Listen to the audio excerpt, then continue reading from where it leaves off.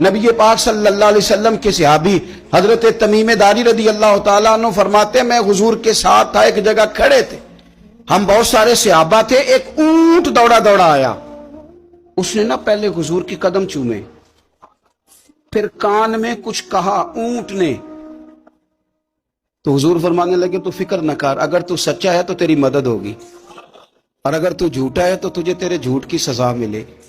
یعنی میں کیسے اس بندے کو سمجھاؤں، میں کیسے اسے سمجھاؤں، کمیٹی ڈال کے رو کے درد سے ادھار لے کے کوئی مدینے گیا، اور ماڑا بندہ، اور اس کی تڑپ ہے کہ میں سونے کو اپنے دکھ سناؤں، تو وہ کھڑا ہوا تو ایک صاحب اسے کہنے لگے یہ معاذ اللہ سنتے نہیں تو کس کو سنا رہا ہے، چپ کر، کنٹرول کر اپنی زبان کو، اگر دین نہیں آتا تو نبی پاک سے محبت کرنے والوں کے دل نہ توڑ۔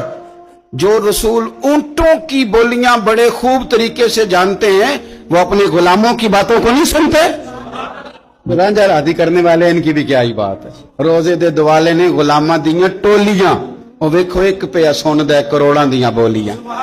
اونٹ آیا، آ کے اس نے پہلے قدم چومے، کان میں کچھ کہا، حضور نے فرمایا تو فکر نہ کر، اگر تو سچا ہے تو جیسے تو کہتا ہے ویسے ہو جائے گا، اور اگر تو جھوٹا ہے تو پھر تجھے تیرے جھوٹ کی سزا بھی ملے گی۔ تھوڑی دیر گزری تو حضرت تمیم داری رضی اللہ تعالیٰ عنہ فرماتے ہیں کچھ لوگ دوڑے دوڑے آئے، عرض کرنے لگے حضور یہ ہمارا اونٹ بھاگ آیا ہے اور 3 دن سے بھاگا ہے، مل نہیں رہا۔ حضور فرمانے لگے یہ تو تمہاری شکایت کر رہا ہے، یہ تو کہہ رہا ہے یا رسول اللہ میں نے گرمی سردی میں ان کی خدمت کی، اور جب میں بوڑھا ہو گیا تو انہوں نے مجھے افزائش نسل کے لیے رکھ لیا، میری نسل سے ان کے کتنے اونٹ پیدا ہوئے، اب میں بوڑھا ہو گیا ہوں تو مجھے کاٹ کے ذبح کر کے کھانا چاہتے ہیں۔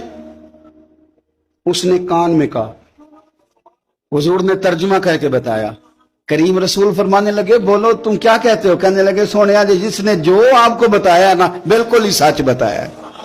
ابو داؤد شریف کی حدیث عرض کر رہا ہوں، حضور بالکل ایسے ہی ہے، گرمی سردی میں اس نے کام کیا، پھر ہم نے اس سے بڑے افزائش نسل کا کام لیا، حضور ذبح کرنا چاہتے ہیں۔ تو نبی پاک فرمانے لگے اتنی جو خدمت کرے اس کا صلہ پھر چھری ہے، کہ تم اچھا صلہ دے رہے ہو؟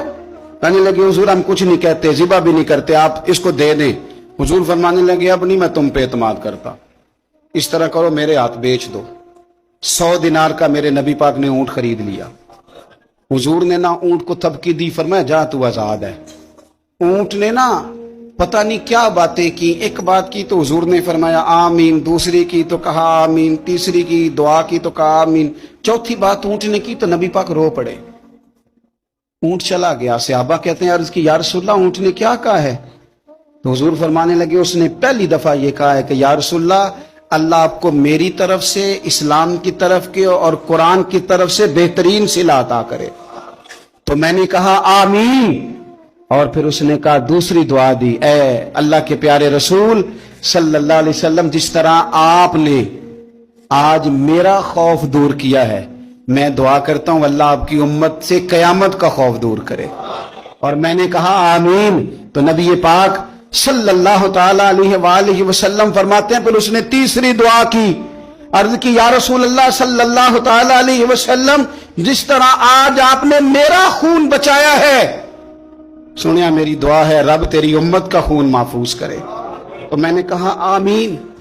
حضور فرماتے ہیں پھر اس نے چوتھی دعا کی، یا رسول اللہ میری دعا ہے آپ کی امت لڑے نہ، جنگ و جدال نہ کرے، آپس میں گلے نہ کاٹے۔ تو حضور فرماتے ہیں میں نے آمین بھی کہا اور میں رو بھی پڑا، اس لیے کہ یہ دعا میں نے اپنے رب کریم سے مانگی تھی کہ اے اللہ میرے امتی لڑے نہیں، آپس میں لڑے نہیں۔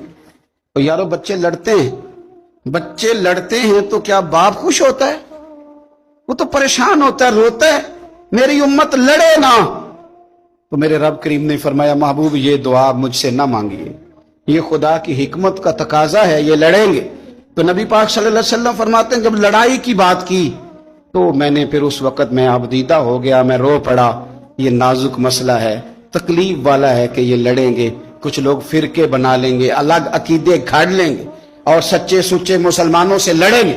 میرے بھائی یاد رکھ لیں کہ رسول پاک تو جانور اندھیرے میں ڈوب جائے تو نکال دیتے ہیں، تو امتی کیوں کہیں اور روشنی تلاش کرتا پھرتا ہے؟ وہ روز کہے کہ ماہ مدینہ اپنی تجلی عطا کرے.